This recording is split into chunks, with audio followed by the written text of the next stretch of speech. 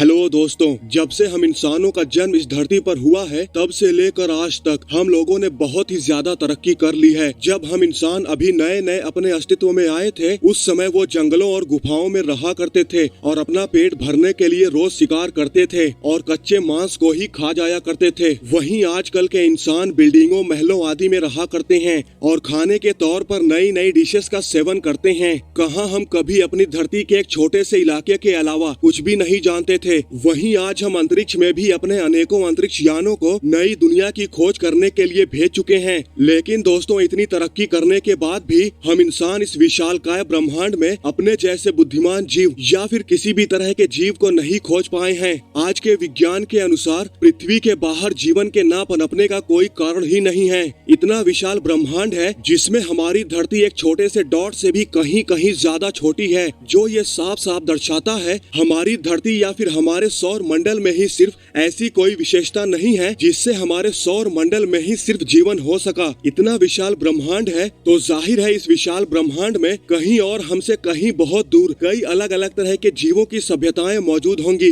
सिर्फ हमारी धरती ही इतनी लकी थोड़ी है जहाँ जीवन संभव है। इस विशाल ब्रह्मांड में बहुत सी दुनियाएं लकी होंगी जहाँ हमारे जैसे या हमसे बहुत अलग तरह के लोग रह रहे होंगे। और इसी बेसिस पर कुछ वैज्ञानिकों ने एक अजीबोगरीब थियरी बनाई है। उनका कहना है कि हमारी धरती एक ऐसी जेल है जहां हम इंसानों को कैद किया गया है। उनका तो ये भी कहना है कि हम इंसानों का किसी बंदर जाति से विकास नहीं हुआ है, बल्कि हमें तो इस पृथ्वी पर रहने का वनवास दिया गया है। हम इंसान अंतरिक्ष में बहुत दूर किसी आकाश गंगा में मौजूद किसी सौर मंडल में विराजमान ग्रह से यहाँ लाए गए एलियंस हैं जो अब इस पृथ्वी पर कैद हैं। विज्ञान ने साबित किया है कि बंदर और वानर इस ग्रह पर बहुत लंबे समय से रह रहे हैं। वहीं कुछ वैज्ञानिकों के अनुसार हम आधुनिक इंसानों की उत्पत्ति भी होमो सेपियंस से नहीं हुई है, बल्कि उनका मानना है कि हमारे पूर्वजों का विकास पृथ्वी पर हुआ ही नहीं है, बल्कि उन्हें यहाँ पर तो सिर्फ कैद किया गया था। इस वनवास की थियरी के अनुसार हमारी धरती या फिर यूं कहें कि हमारा पूरा का पूरा सौर मंडल ही एक जेल है।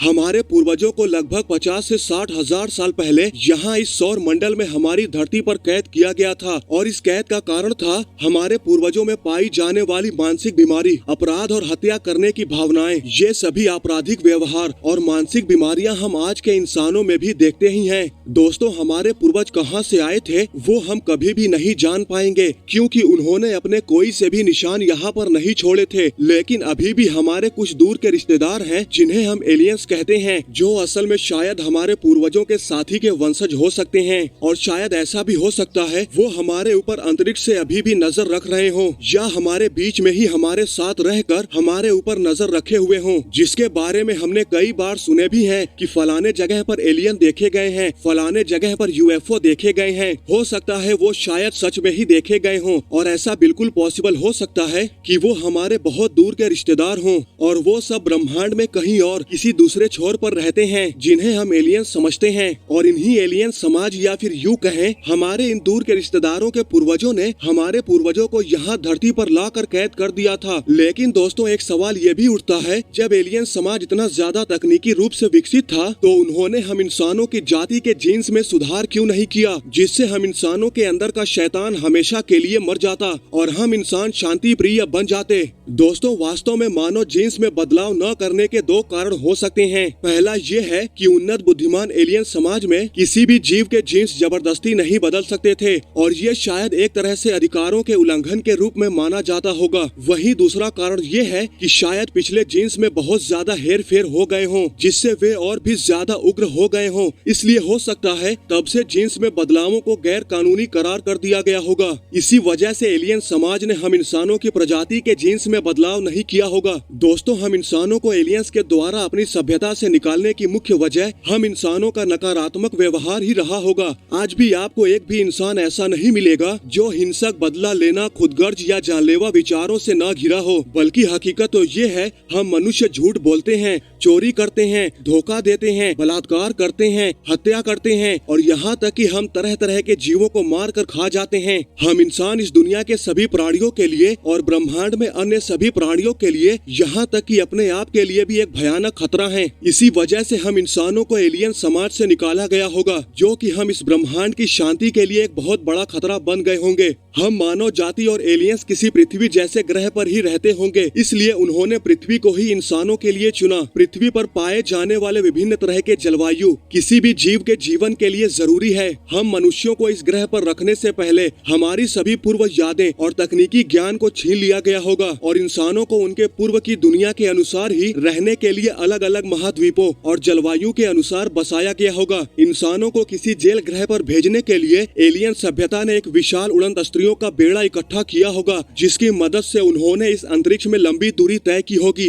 तब जाके उन्होंने इस पृथ्वी जैसे ग्रह को ढूंढा होगा और इस जेल ग्रह पर हम मानवों का इतिहास तभी से शुरू हुआ होगा। इंसानों को यहाँ पर बसाने के बाद एलियन समाज ने कुछ समय तक धरती पर रुककर इंसानों की निगरानी भी की होगी, ताकि हम इंसान सही तरीके से अपने जीवन की नई शुरुआत कर सकें। शुरुआत में एलियन समाज ने सोचा होगा कि बिना किसी तकनीक और पूर्व जीवन की यादों के पृथ्वी पर बसाई गई मानव सभ्यता एक बेबस सभ्यता के रूप में रहेगी। लेकिन हमारे पूर्वजों ने पृथ्वी को अपना स्थायी निवास बनाने के लिए पृथ्वी के मूल निवासी यानी होमिनिड्स प्रजातियों जैसे होमो सेपियंस, निएंडरथल और अन्य एप्स प्रजातियों के साथ रिश्ते बनाए होंगे और इंटरब्रीडिंग भी की होगी, यानी दूसरी प्रजातियों के साथ भी संबंध बनाए होंगे। हमारे पूर्वजों ने अपने घर आने वाले सभी खतरों को खत्म करना शुरू कर दिया होगा और नई सभ्यता का निर्माण कर दिया होगा। उसके बाद उन्होंने होमो सेपियंस के साथ मिलकर निएंडरथल को भी खत्म करना शुरू कर दिया होगा। जो निएंडरथल पृथ्वी पर 3.5 लाख साल से भी अधिक सालों से शीर्ष पर थे, वो केवल कुछ हजार सालों में ही पूरे धरती से विलुप्त हो गए और इसके जिम्मेदार शायद हमारे पूर्वज ही थे। दोस्तों, पृथ्वी पर बसाए गए इंसान केवल शारीरिक रूप से ही आधुनिक नहीं थे, बल्कि वो व्यवहारिक रूप से भी आधुनिक थे, जिस वजह से इतिहास में पहली बार कला, वास्तुकला, पशुपालन, कृषि, लिखित भाषाओं, टेक्नोलॉजी, कानून और धर्म का उदय हुआ। दुर्भाग्य से ये समय मनुष्य के द्वारा दूसरे मनुष्यों पर अत्याचार करने का काल भी था। ये एक ऐसा परिवर्तन था जो कभी भी होमो सेपियंस, निएंडरथल और अन्य एप्स प्रजातियों के काल में नहीं आया। दोस्तों, आज हमें कुछ भारी पत्थरों के स्मारक देखने को मिलते हैं, जिन्हें देखकर लगता है कि उन्हें बिना किसी आज के तकनीकी विज्ञान के बनाना मुमकिन नहीं है। तो इन्हें किसने बनाया होगा? इसका जवाब है कि हम इंसानों को पृथ्वी ग्रह पर बसाना सभी की सहमति से नहीं हुआ था। इंसानों के पृथ्वी पर आगमन के समय से ही कुछ विरोधी एलियंस जो इंसानों के तड़ीपार से नाखुश थे, उन्होंने ही इंसानों की चुनिंदा सभ्यताओं की तकनीकी सहायता की होगी, जिसके परिणाम स्वरूप उन इंसानों के बौद्धिक क्षमता और तकनीकी विकास तेजी से हुआ। इन सभ्यताओं ने ही मिस्र के पिरामिड और मोहनजोदाड़ो जैसे आधुनिक शहर बनाए होंगे, लेकिन दुर्भाग्य से उन्नत तकनीकी उपहारों से सफल होने वाली लगभग सभी सभ्यताएं अचानक से समाप्त हो गईं। इसके पीछे का कारण भी शायद वो बाहरी एलियन सभ्यताएं हो सकती हैं, जो शायद ये सोचकर डर गए हों कि कहीं हम उनके लिए खतरा न बन जाएं, इसलिए उन्होंने उन सभी उन्नत सभ्यताओं का सफाया कर दिया। दोस्तों, जब से अमेरिका ने पहली बार परमाणु बम का परीक्षण किया था, तब से ही आकाश में यूएफओ का दिखना दोबारा से शुरू हो गया है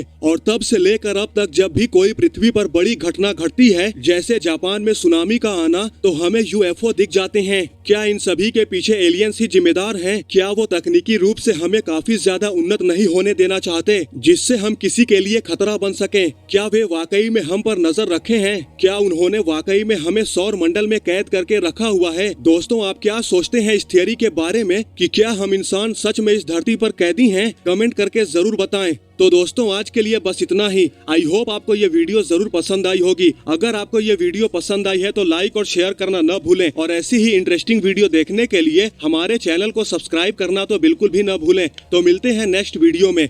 जय हिंद।